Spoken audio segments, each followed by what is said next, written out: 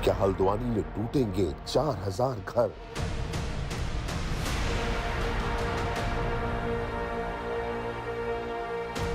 क्या 50,000 लोग होंगे बेघर? ये राजनीति हो रही है। हम पढ़ाई करते हैं, हमारी अभी मस्जिद टूट जाएगी तो हम पढ़ाई कहीं में करेंगे। हमारा घर मत तोड़ो। रोड पे बैठना पड़ेगा, फिर कहाँ जाएंगे?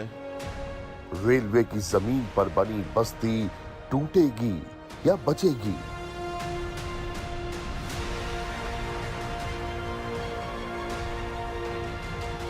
सुप्रीम कोर्ट से ग्रीन सिग्नल या राहत मिलेगी?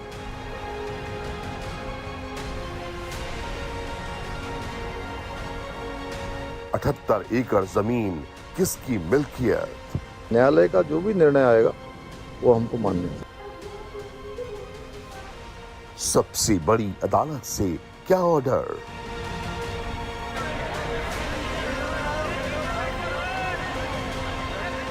कैसे बसे हजारों घर?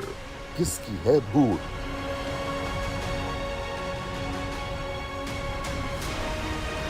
अतिक्रमण हटेगा या दुआ कबूल? ये अपनी जमीन पर नर्सरी बना के सिर्फ झाड़ बेचकर साल में 2 करोड़ कमाते हैं। उनके सीक्रेट्स को सीखना चाहते हैं तो फ्रीडम ऐप को अभी डाउनलोड करें। अब से थोड़ी ही देर के बाद देश की सबसे बड़ी अदालत में बहुत बड़ी सुनवाई शुरू होने वाली है। सुप्रीम कोर्ट को यह तय करना है कि उत्तराखंड के हल्द्वानी में 4000 से भी ज्यादा घरों पर बुलडोजर चलेगा या अतिक्रमण रहेगा। सुप्रीम कोर्ट के 2 जजेस की बेंच आज इस पर सुनवाई करेगी। हाई कोर्ट में अतिक्रमण हटाने का आदेश दे दिया गया है। लोग सड़कों पर बैनर पोस्टर लेकर खड़े हैं, कह रहे हैं ये तो हमारी मिल्कियत है, हम सालों से पुश्तों से यहाँ पर रह रहे हैं, यहाँ पर कोई अतिक्रमण नहीं हुआ है। लेकिन हाई कोर्ट अपना फैसला सुना चुकी है और अब ये मामला सुप्रीम कोर्ट में है और इस पर सुनवाई जल्द शुरू होने वाली है। प्रशासन ने तुरंत अवैध कब्जा खाली कराने का नोटिस दिया। 10 जनवरी से अतिक्रमण हटाने की तैयारी भी शुरू हो गई। अतिक्रमण हटाने के हाईकोर्ट के फैसले के खिलाफ बहुत बड़ा आंदोलन शुरू हुआ। तस्वीरें आप देख रहे हैं, लोग धरने पर बैठे हैं, हाथों में बैनर हैं, हंगामा किया जा रहा है, प्रदर्शन चल रहा है। हल्द्वानी के वनफूलपुरा में अतिक्रमण हटाने के आदेश के खिलाफ कांग्रेस और समाजवादी पार्टी के नेताओं ने याचिका दायर की है। उत्तराखंड हाईकोर्ट के फैसले के खिलाफ कुल 6 याचिकाएं दाखिल की गई। कांग्रेस नेता सलमान खुर्शीद याचिकाकर्ताओं की तरफ से पैरवी करेंगे। इस फैसले का असर कुल 50,000 की आबादी पर पड़ना है। अतिक्रमण करने वालों में ज्यादातर तादाद में मुसलमान हैं और मुस्लिम समाज के महिलाएं इस वक्त धरने पर बैठी हुई हैं। यहां तक कि छोटे छोटे बच्चे भी आप देख रहे हैं। जाहिर है इनका तर्क अपनी जगह सही है, सालों से यहां पर रह रहे हैं और अब एकाएक इन्हें यह ऑर्डर दे दिया गया कि आप अपने अपने घरों को खाली करके यहां से निकल जाएं। सुप्रीम कोर्ट के फैसले का इंतजार इस वक्त हर कोई कर रहा है। कुल 3 विकल्प नजर आते हैं। पहला विकल्प तो यह है कि सुप्रीम कोर्ट से फिलहाल स्टे ऑर्डर मिल जाए, क्योंकि 10 तारीख से खाली कराने की प्रक्रिया शुरू होनी है। अगर फिलहाल एक स्टे ऑर्डर मिल जाता है तो थोड़ी राहत इन लोगों के लिए हो सकती है। और दूसरा ऑप्शन यह है कि याचिका खारिज कर दी जाए। तीसरा विकल्प यह है कि सुप्रीम कोर्ट अतिक्रमण हटाने का हाई कोर्ट का फैसला ही पलट दे। अब आपको ये समझना होगा कि अतिक्रमण का क्या होगा। ये फैसला 2 जजों की खंडपीठ को करना है। जस्टिस संजय किशन कौल और जस्टिस अभय एस ओका की बेंच इस पर सुनवाई करेगी। सुनवाई शुरू होने से पहले हल्द्वानी के वनफूलपुरा में माइक और टेंट लग रहे हैं, दुआएं मांगी जा रही है। एक रिपोर्ट ग्राउंड जीरो से आपके सामने। ये लाइन नंबर 17 है। यहां पर ये स्कूल है, राजकीय बालिका इंटर कॉलेज। उसके साथ यहां पर मस्जिद है और यहां पर लोगों के रिहायशी मकान है। आज का दिन एक बड़ा दिन है क्योंकि सुप्रीम कोर्ट का हियरिंग का हर कोई यहां पर इंतजार कर रहा है और यहां पे दुआओं के लिए यानी शांतिपूर्ण तरीके से प्रोटेस्ट करते हुए यहां पर अनाउंसमेंट और स्पीकर्स लगाए जाएंगे ताकि सभी लोग यहां पर बैठ सके और बैठने के साथ उनको बताया जा सके। क्या नाम है आपका? मेरा नाम अहमद नबी है। अहमद साहब, ये किसकी तैयारी हो रही है? ये हमने अपनी तरफ से दुआई इज्तिमा का प्रोग्राम रखा है जिससे कि हमारे ये घर मकानों का आज जो सुप्रीम कोर्ट से फैसला आने वाला है, ये हम अल्लाह से दुआ करते हैं। अल्लाह ताला हियरिंग हो रही है ना? हाँ, आज सुनवाई है उस पर सुप्रीम कोर्ट के अंदर, तो हमारी अल्लाह से यही दुआ है आवाम के दुआ को अल्लाह ताला अपनी बारगाह में कबूल करे और ये फैसला हमारे हक में आए, क्योंकि ये जो हमारे ऊपर रेलवे की तरफ से जो जाती की गई है और हमारे घरों के सामने रेलवे के नाजायज खंभे लगाए गए और सरकारी जमीन को अवैध तरीके से घोषित किया गया, ये भी गलत है। ना ये रेलवे की जमीन कल थी, ना ये आज है। ये उन्होंने कहा हमारे इसके पास डॉक्यूमेंट्स हैं इन जमीनों के, होल्ड फ्री जमीन भी है, रजिस्ट्री वाली जमीन भी है और नुजूल जमीन भी सरकार की होती है और ये नागरिक भी सरकार के हैं। और ये आप देखें तो सरकारी स्कूल है। ये बताइए कि इसके जरिए आप बताएंगे भी सुप्रीम कोर्ट में क्या हो रहा है, क्योंकि वहां से तो अपडेट आएगा ही ना। सारी चीजें रख दी गई हैं सुप्रीम कोर्ट में। ना ये क्या नाम है रेलवे की जमीन, ना रेलवे ने दावा करा, ना रेलवे ने कभी मुकदमा करा। नियम ये कहता है अगर रेलवे की जमीन होती सारे इनके ऊपर मुकदमा करती, हमारे ऊपर। आज बड़ा दिन भी है, जो स्पीकर्स हैं यहाँ पे दुआएं होंगी, तो आप लोग बताते भी रहेंगे सुप्रीम कोर्ट में क्या अपडेट आ रहा है, क्योंकि लोगों को जानना है ना। जैसे जैसे जानकारी मिलेगी इंशाल्लाह वैसे वैसे सबको बताते रहेंगे और इंशाल्लाह बहुत ही अच्छा फैसला आएगा। याचिका में हाईकोर्ट के फैसले के खिलाफ कई दलीलें दी गई हैं। याचिका दायर करने वालों का दावा यह है कि जमीन का डिमार्केशन नहीं हुआ है। एक सवाल यह भी है कि पहले 29 एकड़ जमीन पर कब्जे की बात थी, अब उसे 78 एकड़ क्यों बताया जा रहा है। दलील यह भी दी जा रही है कि यहां दशकों से लोग रह रहे हैं और अगर अतिक्रमण था तो सरकारी स्कूल क्यों बन गया। याचिका दायर करने वालों का कहना है कि 50,000 लोग बेघर हो जाएंगे, पहले उनका इंतजाम किया जाए और फिर अतिक्रमण हटाया जाए। जवाब में प्रशासन का कहना है कि हाईकोर्ट के आदेश के मुताबिक अतिक्रमण हटाने की तैयारी की जा रही है। हमारा सीधा मानना है कि जहां एक तरफ हमारे 1200 से ज्यादा केस डिस्ट्रिक्ट जज के यहाँ पीपी एक्ट में पेंडिंग है और उसके अलावा रेलवे में भी काफी 50 से ज्यादा केस अभी रेलवे के पास भी पेंडिंग है, उसके बाद सब चीजों को बाईपास करके हाईकोर्ट ने एक ऐसा आदेश कर दिया है जिससे सब लोग परेशान हो गए। उन तमाम चीजों को लेकर हम लोग सुप्रीम कोर्ट गए हैं और तमाम सीनियर एडवोकेट्स हमारे उस पर बहुत गहनता से विचार कर रहे हैं, क्योंकि ब्रिटिश काल में भी जिस टाइम रेलवे को जमीन अलॉट हुई है 29 एकड़ उन लोगों को जमीन उस टाइम पर अलॉट हुई है और 2 एकड़ फॉरेस्ट से उन्होंने ट्रांसफर कराई है। और सबसे बड़ी बात यह, जहाँ पहले रेलवे ट्रैक था वो वहां से गौला नदी के किनारे था। कई बार गौला नदी में बाढ़ आई है और उसकी वजह से ट्रैक बहते गए और ये ट्रैक इधर लाते गए। 20 तारीख को जो ऑर्डर है माननीय उच्च न्यायालय के, तो उसके अनुसार जितने भी ऑक्यूपेंट्स हैं यहाँ पे तो उनको हटाया जाना। ये रेलवे की भूमि पे है, लगभग 70 एकड़ लैंड है और उसमें 4365 के करीब रेजिडेंट्स हैं जो रह रहे हैं आज की डेट में, और इनको हटाया जाना। इसके लिए हम हमारी तैयारी पूरी चल रही है और जितनी फोर्स की हमने डिमांड करनी थी वो कर ली है और इसको पूरे जो सुपर जोन सेक्टर्स में हम लोगों ने डिवाइड किया है। तो जितने मजिस्ट्रेट की आवश्यकता थी, पैरामिलिट्री फोर्स की आवश्यकता थी, उसकी डिमांड हम लोगों ने कर दी है और आने वाले कुछ समय में हम इनको हटाएंगे। ये पूरा बवाल रेलवे लाइन के किनारे की जमीन को लेकर मचा हुआ है। कुल 78 एकड़ जमीन पर अतिक्रमण हुआ है।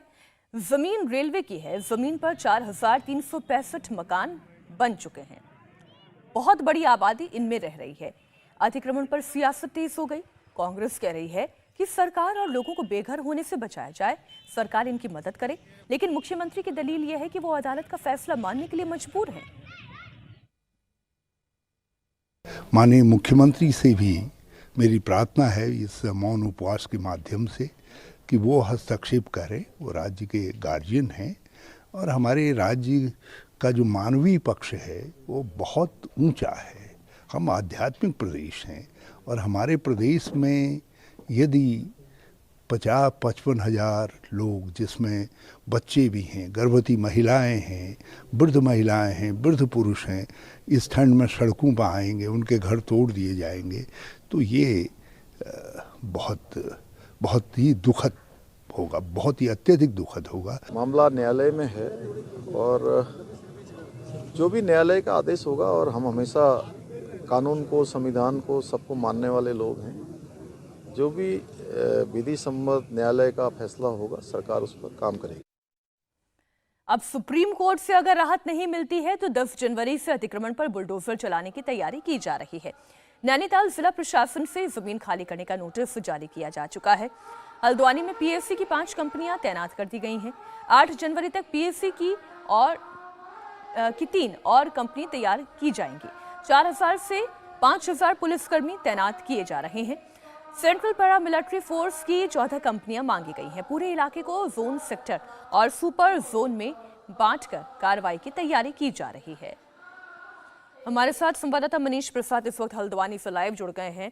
अब देखिए कोर्ट क्या फैसला देता है ये तो कोर्ट पर निर्भर है, उनके विवेक पर निर्भर है, लेकिन बड़ी हैरानी की बात यह है कि दोनों में से कोई एक ही पक्ष ठीक हो सकता है। या तो ये वाकई में रेलवे की जमीन है या फिर ये वाकई में इन तमाम लोगों का मालिकाना हक है जमीन पर। और अगर ये सच है कि ये रेलवे की जमीन है तो फिर यहाँ अतिक्रमण होने कैसे दिया प्रशासन ने? मीनाक्षी, सबसे बड़ा बेसिक सवाल यही है क्योंकि हल्द्वानी रेलवे स्टेशन से 2.1 किलोमीटर का पूरा एरिया और कुल मिला के 82.7 एकड़ का वो एरिया जहां पर रेलवे के मुताबिक रेलवे ने हाईकोर्ट में कहा कि ये एनक्रोज लैंड है। लेकिन आपको हम तस्वीर दिखाते हैं, ये सामने घर है, ये लाइन नंबर 17 है जहां पे लोगों के घरों में मीटर लगे हुए हैं, साथ में बिजली के खंभे हैं, ट्रांसफार्मर है और ये ठीक सामने यहां पर राजकीय बालिका उच्च माध्यमिक विद्यालय है जो कि सरकार के द्वारा तैयार किया गया है। यही तर्क लेकर और साथ में जो इनके पास डॉक्यूमेंट्स हैं उनको लेकर ये गए। आज चूंकि सुप्रीम कोर्ट में इसकी हियरिंग होनी है, बड़ा दिन है और इसी को लेकर यहां पे शांतिपूर्ण तरीके से प्रदर्शन आप कह लीजिए या दुआ कह लीजिए यहां पर करने के लिए महिलाएं, जो बच्चे हैं वो आ रहे हैं और जैसे जैसे समय बढ़ेगा वैसे वैसे ही और ज्यादा लोग यहां पर जुटेंगे। मैम, क्या नाम है आपका? आप यहां से पार्षद भी हैं, कितने लोग इफेक्टेड हो रहे हैं? क्या आपकी जमीन रेलवे की जमीन है?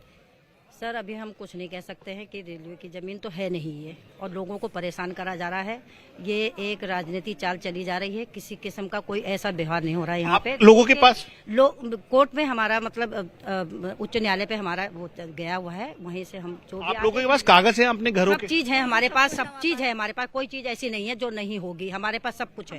हमारे बड़े लीड बिल्कुल है, सारे कागज हैं, बड़े लीड कर तो रहे हैं, वो बड़े लीड कर रहे हैं, उच्च न्यायालय पे गए हैं, जो आदेश आएंगे उस आदेश को हम मानेंगे और दुआ के लिए हम बैठेंगे। बेटा आप युवा हैं, है ना, लड़की हैं और ये क्योंकि स्कूल कॉलेजेस बहुत सारे इसमें हैं तो इस पे भी असर पड़ेगा आपका? बहुत इफेक्ट पड़ रहा है हमारी पढ़ाई पर, हमें बहुत टेंशन है। अगले मंथ हमारे एग्जाम है और हम बिल्कुल भी पढ़ाई नहीं कर पा रहे हैं अपनी, और ये नाइंसाफी हो रही है हमारे साथ कि मतलब लाल कुआं से 50 फीट ले रहे हैं, काठगोदाम से 50 फीट ले रहे हैं, बस ये बनबुलपुरा से 800 फीट क्यों ले रहे हैं? ये क्या राजनीति हो रही है, ये समझ में नहीं आ रहा। अच्छा, आप लोगों के पास सरकारी कौन कौन से कागज हैं? नगर पालिका के कागज हैं, आपके पट्टे या फिर जो बाकी सब है? नगर पालिका के सब है, पट्टे हैं, रजिस्ट्री है, सभी कुछ है हमारे पास, कोई चीज ऐसी नहीं है जो नहीं होगी। हमारे पास सबूत है और 100 साल से लोग 100 साल से ऊपर से यहाँ पे लोग रह रहे हैं। हमारे दादा चौथी पीढ़ी हमारी आज 50 साल का हम होगा, चौथी पीढ़ी हमारी है। और यहाँ पर मीनाक्षी इस समय यहाँ पर जो महिलाएं हैं, यहाँ की स्थानीय महिलाएं हैं, वो जुटने लगी हैं क्योंकि 10 से 11 बजे का वक्त दिया था और इसी समय इस समय सुप्रीम कोर्ट में हियरिंग अब से कुछ देर बाद शुरू होगी और यहाँ पर जो समाजवादी पार्टी के लोग हैं वो इस समय कोर्ट में हैं, कांग्रेस के लोग हैं वो कोर्ट में हैं और इस पूरे एरिया में लाइन नंबर 17 के 2 अलग अलग एरिया में यहाँ पे और स्टार्टिंग पॉइंट पर वहां पे लोग दुआ पढ़ रहे हैं ताकि शांतिपूर्ण तरीके से इस प्रोटेस्ट के माध्यम से। मनीष, आप रहिए हमारे साथ, थोड़ी देर में कोर्ट में सुनवाई भी शुरू होने वाली है, हम वहां से भी अपडेट दर्शकों को लगातार बताते रहेंगे। विवाद दरअसल 29 एकड़ से शुरू हुआ और तकरीबन 80 एकड़ तक पहुंच गया।